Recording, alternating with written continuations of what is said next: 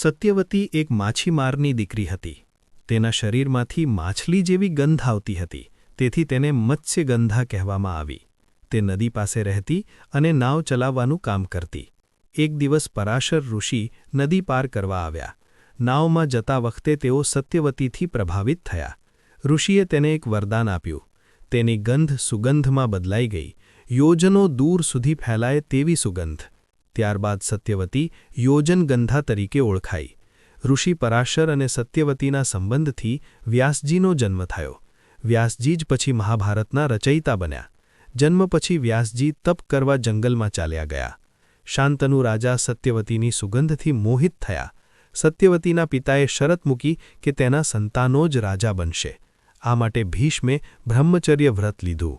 ત્યારબાદ શાંતનુ અને સત્યવતીનું લગ્ન થયું. સત્યવતી હસ્તિનાપુરની રાણી બની. તેના 2 પુત્રો થયા, ચિત્રાંગદ અને વિચિત્રવીર્ય. બંનેના મૃત્યુ પછી વંશ આગળ વધારવા માટે વ્યાસજીને બોલાવવામાં આવ્યા. વ્યાસજી દ્વારા ધૃતરાષ્ટ્ર, પાંડુ અને વિદુરનો જન્મ થયો. આથી કુરુવંશ આગળ વધ્યો. આ વંશમાંથી જ પાંડવો અને કૌરવોનો જન્મ થયો, જે મહાભારત યુદ્ધનું કારણ બન્યું. મત્સ્યગંધા એટલે સત્યવતીનું પહેલું નામ. તેની કથા સામાન્ય માછીમાર દીકરીથી રાણી બનવાની પ્રેરણાદાયક યાત્રા છે.